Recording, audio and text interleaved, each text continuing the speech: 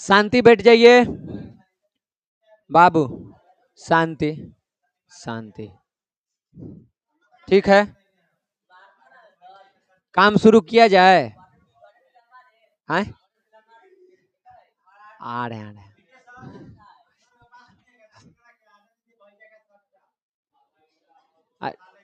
हाँ ठीक, बैठिए। ओ मैया, क्या कर रही है? होमवर्क अब ही उतारना है? जब लोग उतार रहा था तब क्या कर रही थी? चलिए बंद कीजिए। ओ लकड़ी, बंद कर। केकर कॉपी में से उतार रही है? तुर में से? तुर में से? अपने कॉपी में से अपने ही उतार रही है? तुर में से ना तो तोड़े कॉपी फाड़ेंगे। सोच ले, अगर वो लिखी तो होमवर्क फाड़ के फेंक देंगे। चलिए बात को खत्म कीजिए, इधर ध्यान दीजिए। आज हम लोग इंग्लिश पनोरमा से पोएट्री को पढ़ने वाले हैं, कविता को। चैप्टर नंबर 8 है। और गदावा, और चैप्टर नंबर 8 में आपको बता दें कि ये आपका कविता का अंतिम चैप्टर है। यानी आज आपका कविता जी जो है वो खत्म हो जाएंगे। बस इसमें के रह जाएगा 2 ठो कहानी। ठीक है, आइए 2 ठो कहानी पतरका में के, तो उसको अगला महीना में निपटारा करके या बचा हुआ टाइम में इंग्लिश के दिन सिर्फ और सिर्फ ग्रामर पढ़ेंगे। समझ गए? 4 दिन के क्लास आपको बचा हुआ है। 4 गुना ही लंबा जाएगा, मतलब ये महीना ले लो। उसके बाद जो भी टाइम बचेगा 1-2 महीना, उसमें जितना ग्रामर हो सके उसको करेंगे। लास्ट में न होगा तो कुछ एक्स्ट्रा क्लास लेके देखा जाएगा, बचेगा टाइम तब, बैच उच इधर उधर करके। बाकी यहाँ से आपको ये क्लियर होगा। तो आज यहाँ पे हम लोग इंग्लिश पनोरमा से पोएट्री से चैप्टर नंबर 8 यानी अंतिम चैप्टर को पढ़ने वाले हैं। कविता का नाम मराठा नहीं है, मार्था है। अंग्रेजी में प्रांगत व्यक्ति लोग मार्था, पी गया। इस कविता में आप लोगों को, जो हम लोग घरे भात पकाते हैं चावल, तो उसमें से जो मार रहता ना है, मार जी, हाँ, जो फेंका जाता है, तो उसी पे कहानी है। मार और था, मार था, अब नहीं है। समझ गए? हाँ, इसी के बारे में पढ़ना है। क्लियर है? मारेंगे दूध झापड़, क्लियर है बैल के मार के बारे में पढ़े लगी। मार्था नाम के एक महिला है, या एक लड़की है, या एक बूढ़ी है। ज्यादातर दिमाग में जब पढ़ोगे ना कहानी के, तो तुर दिमाग में एगो बूढ़ी के इमेज बनेगा। ठीक, मार्था नाम की एक महिला है, उसी की कहानी है। का कहानी है सो हम लोगों को देखना है। ठीक, ये एक स्टोरी टेलर महिला है। स्टोरी टेलर मतलब समझती है, कहानी कहने वाली महिला। ठीक, जो कवि को बचपन में जब वो छोटे थे तो ये कहानी सुनाती थी। तो जब वो कहानी सुनाती थी तब कवि कैसा फील करता था, क्या महसूस करता था, उसी के बारे में वो लिखा है और नाम रखा है कविता के मार्था। लिखने वाले जो कवि हैं उनका नाम है असल में वाल्टर डी ला मीरे, या कहीं कोई कोई बोलता है वाल्टर डेला मरे। और हम जो हैं जब पढ़े थे तो हम लोगों ने इसको याद किया था ऐसे कि वाल्टर ढेला मारे। ढेला मारे से वो कवि है जिसका मार्था नाम के है। ठीक ना, मार्था को ढेला मारे, कवि और कविता याद हो गया। मार्था को ढेला मारे, असल में नाम क्या है इनका शुद्ध देखो तो वाल्टर डी ला मेर नाम है, लेकिन है उसी के हम लोग कुछ और पढ़ लेते हैं। तो पहले हम लोग यहाँ पे, ये हमारे वाल्टर डेल्ला मरे जी हैं, इनके बारे में जान लेते हैं, इनके जीवन परिचय देख लेते हैं, उसके बाद कविता को पढ़ेंगे। देखो, Walter de la Mare born in 1873 and died in 1956। Ambedkar ji के जोड़े पारी थे हमारे घर। देखिए, जन्मों तो लगभग आसे पास में है उनका। अच्छा, 1891, तो थोड़ा सा तो अंतर है, छोड़ना ज्यादा ना होता कुछ। अच्छा देखिए यहाँ, तो वाल्टर डेला मरे जी का जन्म कब हुआ है बुआ? 1873 में, और मृत्यु 1956 में, यानी कि ये जो हैं वो मॉडर्न एरा के पोएट हैं, आधुनिक काल के कवि हैं। हाँ, नया वाला जो हमने की आधुनिक काल चल रहा है, इस काल के कवि हैं। तो देखिए, अ मॉडर्न पोएट लिखा हुआ भी है, मॉडर्न पोएट आधुनिक कवि हैं, was quite different from the other poets of his age. और जब ये थे कवि के रूप में, तो इनके टाइम पे और भी कई सारे कवि थे, लेकिन उन कवियों में इनमें अंतर था। वे अपने टाइम के जितने भी कवि थे उससे अलग थे। कौन? वाल्टर डेला मरे। एक जैसे मान लो तुम सब कवि हो, तो हम भी उसमें कवि हैं, हम सब एक ही उम्र के हैं, तो आप कुछ और लिखते हैं, वो कुछ और, कुछ और, कुछ और, लेकिन आप सबसे हम अलग हैं अपवाद में। तो वही कहा गया है कि वाल्टर डेला मरे का जन्म 1873 में, मृत्यु 1956 में हुई थी। ये आधुनिक काल के कवि हैं और ये अपने टाइम के बाकी कवियों से बिल्कुल अलग हैं, भिन्न हैं। He is unlike other modern poets such as T.S. Eliot who discuss problems related to society and industrialization। देखो, अब यहाँ पे एक कवि के साथ इनका तुलना किया गया है। इनके टाइम के एक कवि हैं जिनका नाम है T.S. एलियट, ठीक है ना। तो जब वाल्टर डेला मरे हैं, उन्हीं के समकालीन, उन्हीं के समय में, उन्हीं के साथी में एक और कवि हैं जिनका नाम है टी.एस. एलियट। लेकिन यहाँ पे देखो, टी.एस. एलियट में और वाल्टर डेला में अंतर है। क्या अंतर है?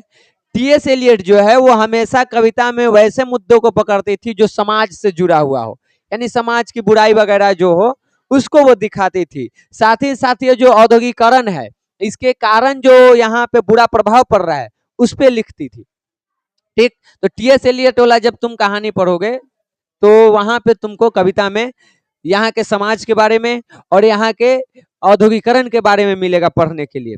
लेकिन वहीं जब आप वाल्टर डेला मेर के पढ़ते हैं, तो वाल्टर डेला मेर में ये सारी चीजें नहीं मिलेगा, ये इनसे बिल्कुल अलग हैं। इनका जब हम कविता पढ़ते हैं तो क्या मिलता है, जो कि आज तुम देखोगे भी, इनके कविता में मिलेगा लाइक अ कंजर। कंजर मतलब होता है यहाँ पे जादूगर। इनकी कविता एक जादूगर के जैसा होता है। He creates an atmosphere of mysteries where experience is like a dream like a reality. जब इनकी कविता को तुम पढ़ोगे तो एक मिस्ट्री से भरा, रहस्य से भरे दुनिया में चले जाओगे ऑटोमेटिक, उस प्रकार का होता था। ठीक, कि बहुत साल पहले, अब चल गया तो बहुत साल पहले, एगो घना जंगल है, उस जंगल में एक लड़का है, एकदम काली रात, सन्नाटा। अब तू एकदम आगे का होगा, अचानक से एक आवाज सुनाई देती है पायल की, छन छन। तू, हाँ मम्मी, चल गई रहस्यमय दुनिया में। तो इनकी जो कविता है वो इसी प्रकार की होती थी, आपको एकदम रहस्य की दुनिया में लेकर के चले जाएंगे। और वो जो है लगता था एकदम सपनों की दुनिया। अब सपनों में है, लेकिन आपको लगेगा कि वो रियल है, वास्तव में यथार्थ में है। समझ गए? वाल्टर डेला मेरा की कविता कैसी होती है? एक रहस्यमय, एक जादूगर के जैसा आपके ऊपर वो ऐसा जादू चलाएंगे कि आप एक रहस्य में खो जाएंगे, एक सपनों की दुनिया में चले जाएंगे, और वो सपनों की दुनिया भी आपको रियल लगेगा, लगेगा कि सही में ये चीज है। समझ गए? Among his poems the listener, the square crow, screw crow है, उसके बाद है अरबिया, आर वर्थ मेंशनिंग। अब इनकी जो कविता है, कविता तो कई सारे लिखे, लेकिन कुछ ही नामी कविता है। जैसे नामी में इनका एक किया जाता है द लिसनर, फिर ये है जिसका नाम है स्केयर क्रू, और एक है तुमको अरबिया। ये तीन कविता ज्यादा इनका फेमस है। समझ गए?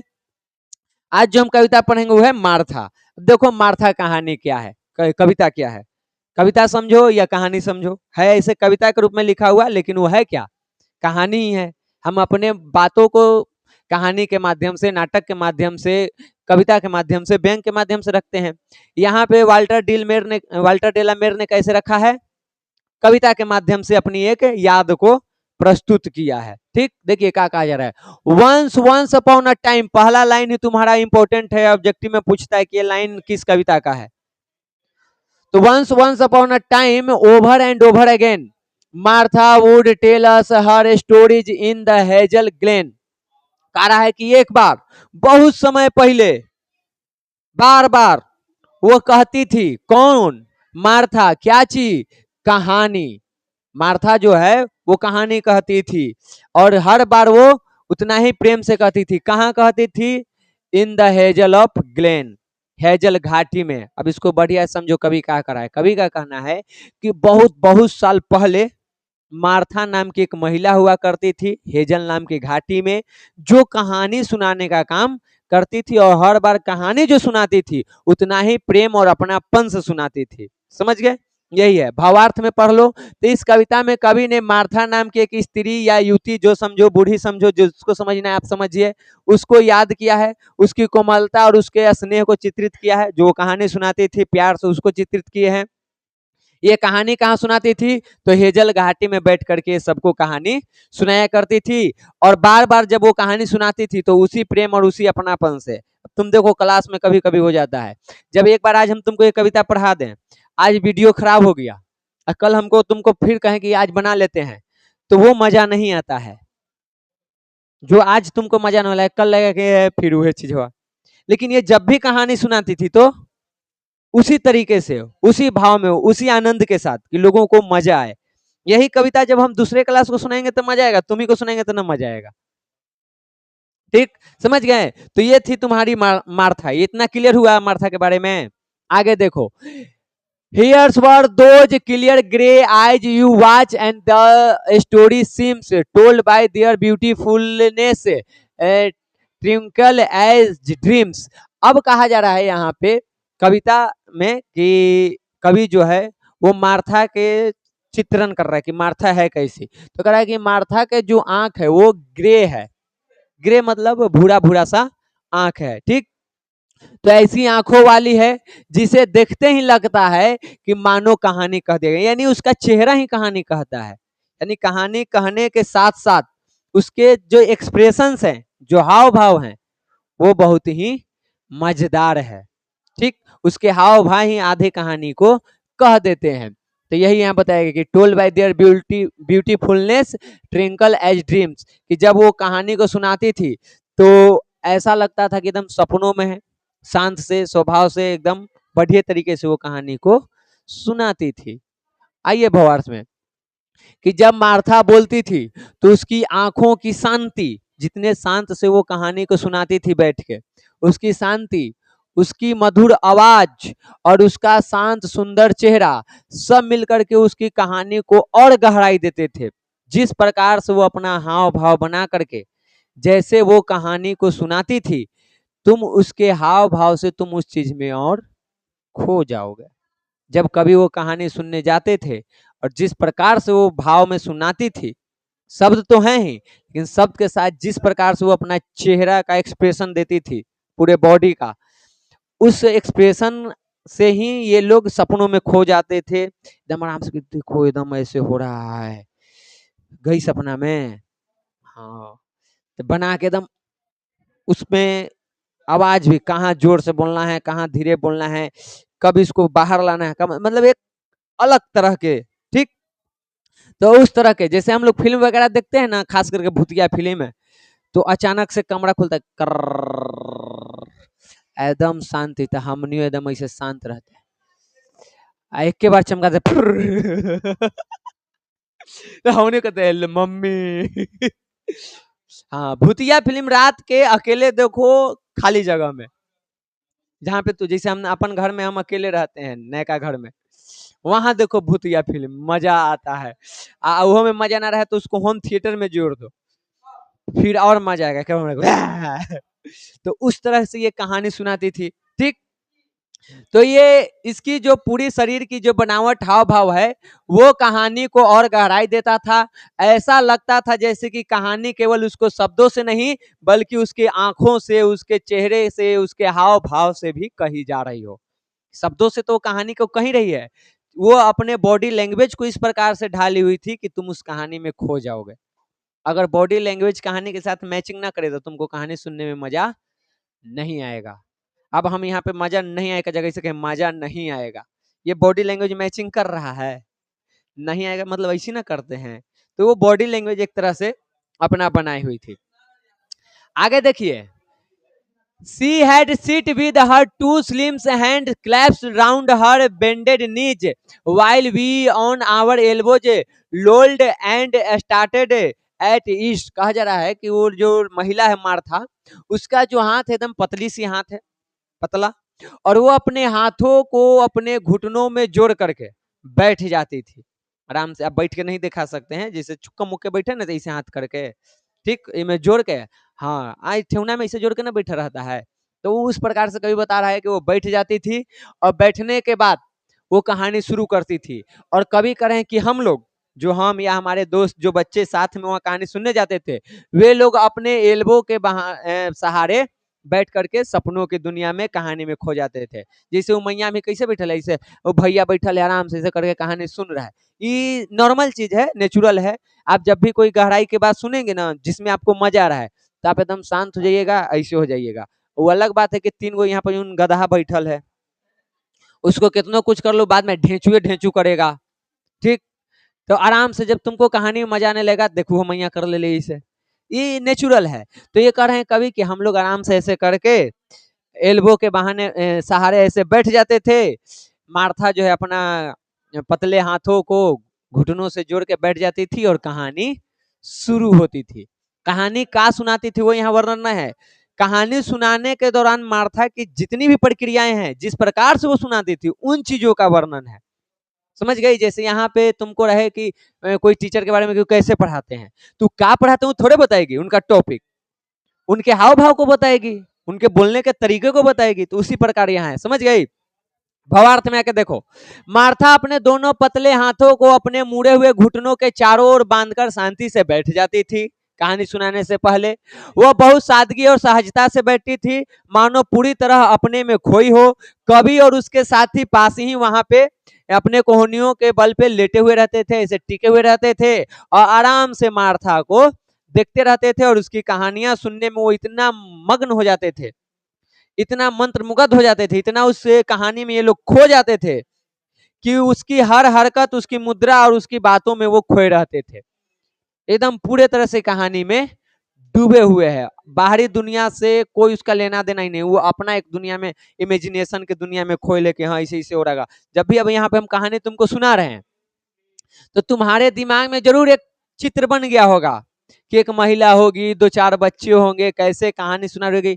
आप बाहरी दुनिया से दूर हैं, आपको मम्मी पापा भाई बहन खाना पीना तीज लोहर जो भी है कुछ नहीं याद आ रहा है। आपका पूरा ध्यान कहाँ है?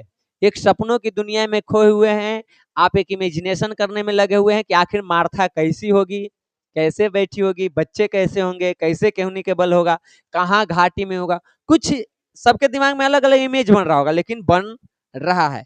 आपके मेरे ऊपर ध्यान नहीं है, आप पूरे तरह से उस कविता में डूबे हुए हैं 3 गधों के छोड़ के, ठीक ना? अब वो 3 कौन है? गांधी जी के बंदर, अब हमरा का पता। आगे देखिए, her voice and her narrow chin, her grave, small, lovely head seemed half the meaning of the words he said. कहा जा रहा है कि जिस प्रकार से ये बोलती थी, इसका भी वर्णन किया गया है। नोकीली ठुड्डी, ठुड्डी मतलब ये दाढ़ी, नोकीली दाढ़ी, उसकी आवाज और जिस गंभीरता के साथ वो बोलती थी और जिस प्रकार से उसका चेहरा था, जैसे प्रकृति ने उसको बनाया था जिस प्रकार से सुंदर, वो सारे मिल करके मानो उसके कहानी के आधा अर्थ को पहले ही बता देता था। ऐसे मार्था कहानी सुनाती थी। मार्था की आवाज, उसकी नुकीली ठोड़ी और उसका गंभीर छोटा सुंदर सा चेहरा, ये सब मिल करके उसकी बातों का आधा अर्थ अपने आप कह देते थे और आधा वो शब्दों से कहती थी, ठीक। जब वह बोलती थी तो केवल उसके शब्द ही नहीं बल्कि उसकी हाव भाव, चेहरा, उसकी आवाज सब मिल करके उसकी कहानी को जीवंत बना देते थे। सुनने में लोगों को मजा आ जाता था। अलग दुनिया में। हमारे गांव में भी एक थे, बेचारे नहीं रहे, नाम था उनका रावण। तुमको नहीं याद है? तोरे ही तो रहते थे रावण बाबा। तू नहीं एकदम छोटा था, हम ही छोटा थे, तो तू तो आउ छोटा था। रावण नामे था उनका, ठीक। उस टाइम पे हम कहानी बता रहे तुमको 9-10 के, 2009-10 के। तब ये मोबाइल फोन इतना फेमस नहीं था, टीवी भी उतना नहीं था, गांव के अगर स्तर पे आप देखें तो उतना नहीं था। तो हम लोगों का एक हम अपना जीवन में ये अपने आप को भाग्यशाली मानते हैं कि हम एक ऐसे दौर में रहें कि हम पुराने वाले टाइम को भी देखें अच्छे से, लगभग कैसे कुआं से पानी निकलता था, कैसे खेत की सिंचाई होती थी, कैसे रहट रहता था, कुआं में नहाए भी हैं, कुआं में नहीं, कुआं के पानी से, ठीक। तो, तो ये सारी चीजें देखे हैं जीवन में। और गांव में जो टीवी लगता है और लोग जो इकट्ठा होते थे, ये जो सरस्वती पूजा, लक्ष्मी पूजा जो होता था, उद्देश्य वही था। टीवी आजकल तो नहीं रहता है, पहले 50 गो 100 गो आदमी वहां भरा रहता था, रात को शो चलता था 4 दिन 5 दिन। वो भाड़े पर कैसेट जो आता था, वो जो ऐसे ऐसे, अब तो चिप्स ना आ गया, पहले रेडियो वाला जो थी, जो ट्रैक्टर समय बाजा लगल है, तो उसमें इसी से रील वाला होता था। रील टूट गया तो उसको भात से लगा के उसको साटना, वहां जब गाना आता था करके निकलता था। सब दौर देखे हैं, ठीक। वीसीआर हम नहीं देखे हैं, एक वीसीआर आता था बड़ा सा कैसेट, वो नहीं देखे हैं। सीडी के कैसेट देखे हैं, डीवीडी देखे, वो गाने वाला कैसेट देखे। तो एक दुनिया में ऐसे दौर में रहे, कैसे बैल से खेती होती थी वो सब देखे, और प्रकृति ने इतना बढ़िया मेमोरी दिया है कि वो सारी बातें याद भी है, ठीक। हम भैंसी भी चराए हैं, क्या बात कर रहा है, धनी मुनि चराए हैं। एकदम 6 बजे से ड्यूटी था, भैंसी लेके जाना है। अब भैंस हमारे 1 नंबर का लतखोरी, खोलो घरे तो आ जाती थी अजमा एक सुर में। हाँ, तो उसका उपाय है, आप लोग भैंसी नहीं चराए, आप लोगों को नहीं पता होगा। अगर आपकी भैंस वैसी है तो उसको एक पगहा लीजिए रस्सी, एक उसका हिस्सा बांधिए उसके नथुनिया में, एक हिस्सा उसका अगला पैर में, कहिए कि भाग, होगा दमे नहीं कि भागेगी, समझी। तो वो सब दौर देखे हैं भाई। वो एक लाठी ऊपर, जो यहाँ पे तू ऊर्जा की घर्षण से उष्मा उत्पन्न होता है, हमने प्रैक्टिकल कर देते, एगो लाठी ऊपरे, एगो लाठी नीचे, एक लाठी बीच में, और बीचवा में से रख के ऊपर का वाला ऐसे बीच वाला के खींच देते, एगो ऊपर एगो नीचे है, धर के ऐसे ऐसे करते करते करते ओकरा में आग पकड़ा देते थे। और पहले के गार्जियन भी ठीक ठाक था, इसे लिया कोई के देह में सटा दिया, ओका फोका हो गया, बाकी कोई लड़ाई ना। आप लोग कभी वो खेल के शायद नामों नहीं सुनेंगे, चिक्का कभी खेले हैं, नाम सुने हैं? गोर तुरवा खेल होता था, चिक्का, पकड़ा पकड़ी, खींचा खींची, समझ गए। और उसमें सुनो, हाँ, एक घोड़ी होती थी, मतलब एक को घोड़ी बनना है और आपको भागना है। आप भागिएगा, आप विपक्ष छोला मारेगा लात से आपको पैर पर, दौड़ के आप भाग रहे हैं, ऐसे ठेका देगा, जिसको हम लोग लंघी कहते हैं, लंघी मारना, ठीक। अब मुंह के भरे फेंकाइएगा कि गोड़ के भरे फेंकाइएगा, कैसे फेंकाइएगा कोई लेना देना है, गोड़ हाथ टूटेगा तो टूटेगा। हाँ, तो वो दौर था एक। क्राई स्कूल, जहाँ पे तुम्हारा स्कूल के बगल में देखना, कभी कभी पूजा होता है, ध्वज गिराता है, थोड़ा सा पीछे एक टिल्ला नियर गबरवा जो है, देखी है, हनुमान जी की पूजा क्यों वहां होता है जानती है? वहां पे अखाड़ा होता था, पूरा गांव के इलाका के लोग वहां पे अखाड़ा लड़ते थे, पहलवानी, पटका पटकी, समझ गई। तो वो पहलवानी वाला दौर हम ना देखें, बदनसीब आदमी, लेकिन बहुत सारा चीज देख लिए। तो एक जमाना है जो रावण बाबा के बता रहे थे, तो वो इनके यहाँ रहते थे, ये लड़का जो है इसके यहाँ एक घोड़ा था, तो वही घोड़ा के देखभाल करना, खिलाना पिलाना, बाकी गाय भैंस सब है। तो जैसे अभी ठंडी के मौसम आ गया ना, तो खाना वाना हमने 7-8 बजे खा लिए, खा के चले जाते थे अपने बसवारी तर, वहीं पे रहते थे, और आग लहक गया, लकड़ी गोईठा जो भी हो उसको जला करके, और रावण बाबा अपना कहानी शुरू करते थे। पता न वो कहानी अपने मन से उसको बनाते थे कि बचपन से सुने हुए थे जो भी थे, लेकिन उनकी जो कहानी होती थी बड़ा मजेदार। लोग 11-12 बजे तक, इना की खाली हमने लइकन, हमने के चचा ही लोग भी, पापा लोग भी, वो लोग भी बैठ के सुनते थे कि रावण बाबा आज कुछ कहानी सुनाइए, और वो कहानी सुनाते थे, एकदम लोग चाव से सुनता था, एकदम मजे से, एकदम शांत होकर के। कभी कभी कॉमेडी वाला भी, कभी कभी लइकन वाला भी, कभी कभी तुमको हंसी वाला भी, कि हंसी भी बड़े, मतलब हर वेराइटी के। हम लोग चरवाही में जब जाते थे भैंसी चराने, तो वो भी जाते थे, भैंसी के है का उसको खोल के छोड़ दो, अपना काम में लगा है, हमने एक जगह बैठ गए, रावण बाबा काम शुरू करा, तो चरवाही में और मस्त मस्त कहानी सुनाते थे। तो हर तरह की कहानी, तो हम कहीं ना कहीं जब मार्था को हम पढ़ रहे थे, चाहे जब भी पढ़ते हैं, तो वो बात याद आ जाती है कि कुछ इसी प्रकार वहां भी कवि के साथ हुआ होगा, जो पहले हम बचपन करते थे। चाहे हम उन लोग का बचपन वहां बीता है जहां हम लोग यूट्यूब के वीडियो, एक मोटा हाथी घूमने चले, हाँ, वाह टमाटर बड़े मजेदार, ये सब नहीं सुने हैं। हाँ, नानी तेरी मोरनी को मोड़ लगे, नहीं, हम लोग के दादी की कहानी ही है। वह है बाबा हो लुलु लुलु सुगवा धनवा खैले हवा मारे बेटी सुगनी वही सुन लिए, ठीक ना। यही सब हमने के कविता कहानी था दादी के। और वही ऐसे ऐसे पीठ ऐसे ऐसे थपथपाते हुए ऐसे ऐसे कहती थी, चंदा मामा दूर के पुआ पकाए गुड़ के, अपने खाए थाली में मुन्ना को दे प्याली। यही सब हमारी जिंदगी थी। तो बचपना जिए हैं एक खुशकिस्मत व्यक्ति।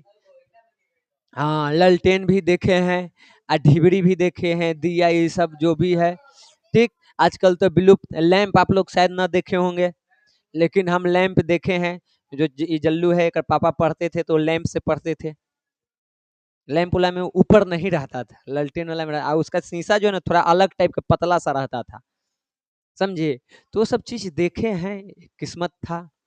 आप वो स्टोव देखे हैं? हैं, किरोसिन तेल डाल के अंबर फुर फुर फुर फुर फुर फुर, और उसके बाद खाना बनाइए। तो दादा जो है ना, हमारे छोटका दादा थे, है नहीं, तो वो आते थे जब भी ड्यूटी से यहाँ, तो शुक्रवार को आते थे, शनि रवि को रहते थे, फिर सोमवार को चले जाते थे। तो चाय बनाते थे, तो अपना अलग स्टोव रखे हुए थे, अपना भर चाय बनाते थे। अपने चैया बना के पी जाते थे, हमनी के चाय पत्तियां खिलाते थे कि अरे खो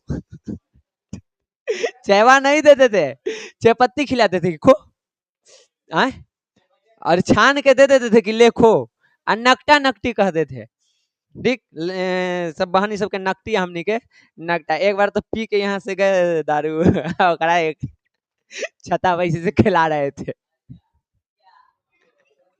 छोड़ दिए, इतनी को था भुटनी को, एक जल्लू के अपने लोग का छोड़ दिए धरान से नीचे तो वो सब कुछ है, ठीक ना है।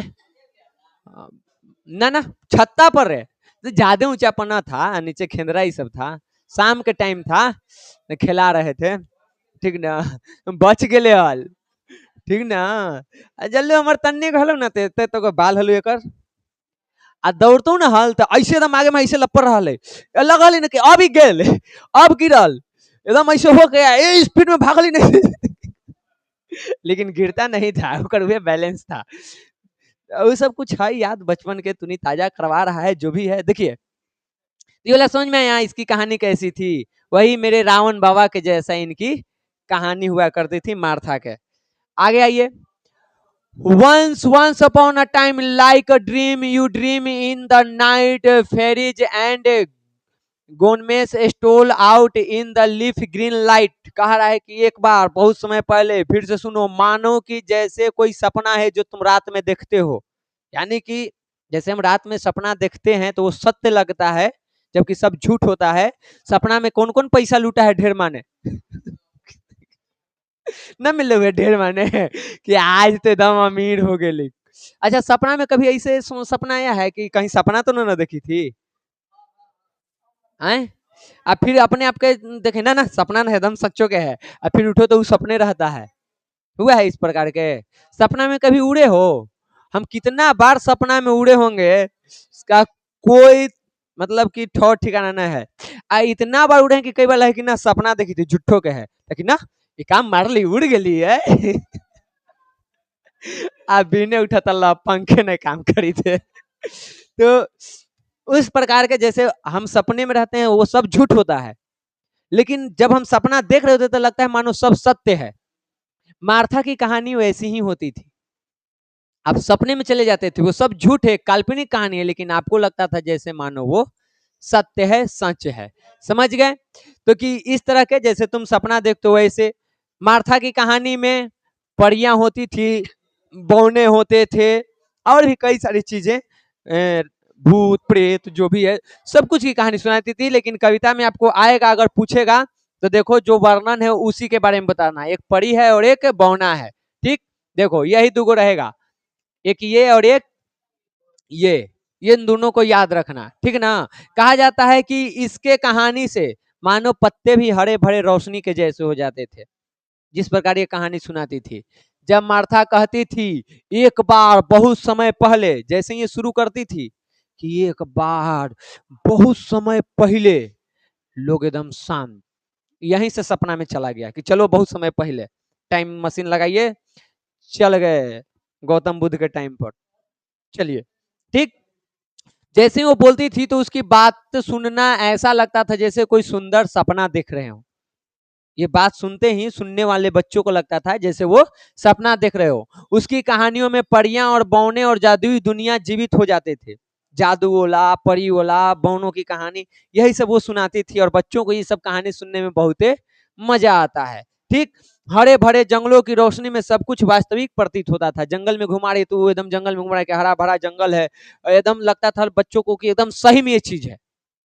समझ गए? तो इस प्रकार से इसकी कविता थी। And her beauty far away would fade as her voice ran on till hazel and summer sun and all were gone।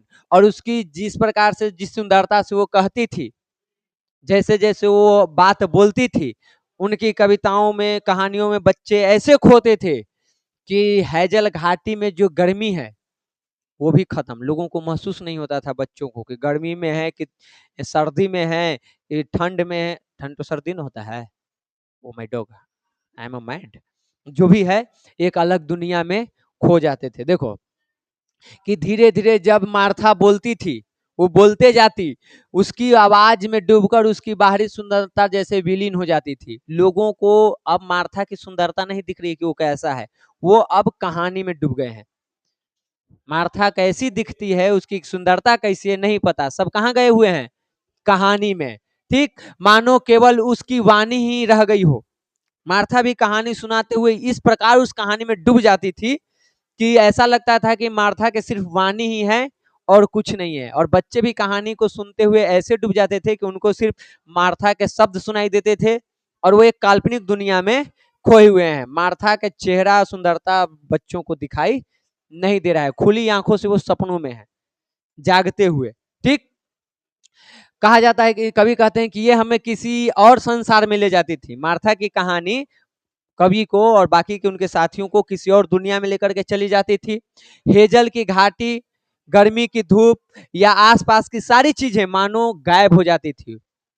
उन सब चीजों पर इन लोगों का ध्यान ही नहीं रहता था, उन सब चीजों के महसूस ही नहीं करते थे। ये अपना एक सपनों की दुनिया में है और वहीं पे जी रहे हैं।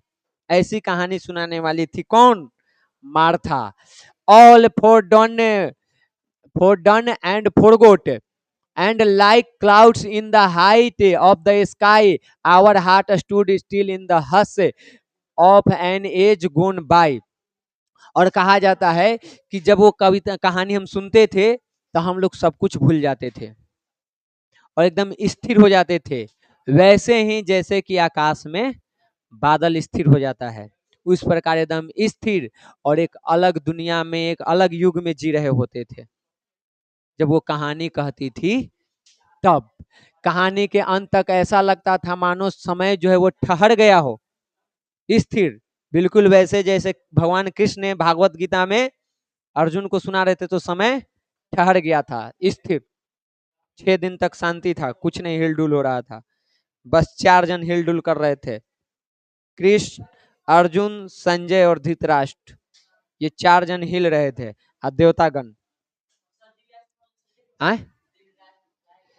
ला, पढ़ाए हैं ना जी नीति श्लोक में। धृतराष्ट्र ये जो हैं वो दुर्योधन के पिताजी थे। हाँ, कौरव के राजा कहो एक तरह से, समझ गए। हाँ, लेकिन आप लोग जो संस्कृत में नीति श्लोक पढ़े हैं उसमें धृतराष्ट्र और इनका कहानी है, विदुर जी के। हम जो अभी बता रहे हैं उसमें संजय की कहानी है। संजय को वरदान था दूरदृष्टि, मतलब देखने का, वो चीज भी जो एक आम मानव नहीं देख सकता है। इसलिए आप भागवत गीता जब देखिएगा तो देखना, जब कृष्ण भगवान अपने पूरे अवतार के साथ जब अर्जुन को दर्शन देते हैं तो देने से पहले दिव्य दृष्टि देते हैं अर्जुन को, कहते हैं कि समान आंखों से तुम हमको नहीं देख पाओगे, हम इतना विशाल हैं, वहां तक तुम्हारा नजर ही नहीं जाएगा, तो तुमको पहले हम दिव्य दृष्टि देते हैं जिसके माध्यम से तुम हमको देख पाओ। और जब वो दिखाते हैं अपना स्वरूप दिव्य दृष्टि से जब अर्जुन देखते हैं तो कांपने लगते हैं, थरथराने लगते हैं देख के, खाली देख करके। जितना विशाल वो दिखते हैं कि जहां तक देखते हैं कृष्ण ही कृष्ण दिख रहे हैं, पूरे ब्रह्मांड में तीनों लोक में जहां तक देखो कृष्ण ही है। अब इतना बड़ा अगर कोई चीज तुमको देखने को मिल जाए तो थर थर कापे, एगो सांप देख के तो थरे थर कापे लगता है। हाँ हाँ उसको, हाँ युधिष्ठिर को बता रहे थे, क्योंकि युधिष्ठिर तो अंधे थे, वो देख नहीं सकते थे, तो संजय बताते थे कि क्या चल रहा है। तो वो सारी चीजें, ये कहां से आ गया, हाँ स्थिर, स्थिर के बाद पर सब स्थिर था। ठीक, तो उसी प्रकार जब यहाँ पे मार्था कहानी सुनाती थी तो समय मानो ठहर सा जाता था। कहानी के अंत आते आते तक लगता था कि समय एकदम ठहरा हुआ है, कुछ नहीं हो रहा है। लोगों को लगता था, बच्चों को लगता था कि कहानी इसी प्रकार चलते रहे, खत्म न हो। ठीक, सब कुछ बीते युग की शांति और मौन में डूब जाता था, सब कुछ डूब गया एकदम अलग दुनिया में। ठीक, और इसका कह रहा है कि हमारे हृदय भी उसी में एकदम स्थिर रुक जाते थे, बिल्कुल उसी प्रकार जैसे आसमान में बादल ठहर जाते हैं ना अस्थाई। अभी देखो बादल तुम्हारे आसमान में अस्थाई ठहरा हुआ है, वो गति नहीं कर रहा है। उस प्रकार इनका हृदय भी, समय भी ठहर जाता था जब मार्था कहानी सुनाना शुरू करती थी, और कहानी के अंत आते आते तक। यही है इसमें। अब समझ में आया बाबू आप लोगों को मार्था क्या है? आए? हाँ हाँ समझ गए? कहानी कैसा लगा सुनने में, अच्छा लगा, समझ में आ गया? ठीक, आगे जब भी आपको मिलेगा तो मजा आएगा, पढ़ा दीजिएगा या रिवीजन हो जाएगा कभी। ठीक ना आएगा तो मेरा वाला वीडियो देख लीजिए 5 साल बाद, वही वाला जाके बता दीजिएगा। न कहिएगा कि देखो, अपना गुरु का कॉपी अगर तोरा में है तो इसमें शर्म की बात नहीं है। पढ़े हैं उनसे तो आदत भी उन्हीं वाला होगा। हम अपने गुरु से पढ़े, हमारे गुरु की आदत है टॉपिक से बाहर जाना, मेरी भी आदत है टॉपिक से बाहर जाना। उन्हीं के छत्र छाया में रहे तो उन्हीं के जैसा ना होंगे, और उनके जैसा बनेंगे, इतनी औकात है हमारी। अरे उनका थोड़ा सा अंश है मेरे अंदर, उनके जैसा थोड़े हो सकते हैं, वो महान है। हम जितने महान होते जाएंगे वो उतने महान होंगे, क्योंकि हमको बनाने वाले वही है। और हम जितने खराब तुच्छ होंगे उतना ही उनपे उंगली उठेगा, लेकिन वो तुच्छ नहीं होंगे, क्या कि हमारे जैसे कितने वो छात्रों को पढ़ाए हैं और अपने अपने जीवन में वो लोग बेहतर कर रहे हैं। तो मेरे तुच्छ होने से उनके ऊपर कोई खास हानि नहीं है, लेकिन अगर हम महानता वाला काम करते हैं तब उनकी महानता बढ़ेगी। तो अगर उनका कॉपी मेरे अंदर है तो इसमें हम, मेरे लिए शर्म की बात नहीं है, खुशी की बात है कि गुरु जी को अपने अंदर जिंदा रखे हुए हैं। ठीक है, तो आज की कहानी में आप लोगों को इतना ही था। इसी के साथ मैं अपने शब्दों को विराम देता हूं और आप सभी को लंच के लिए छुट्टी करते हैं, जाइए।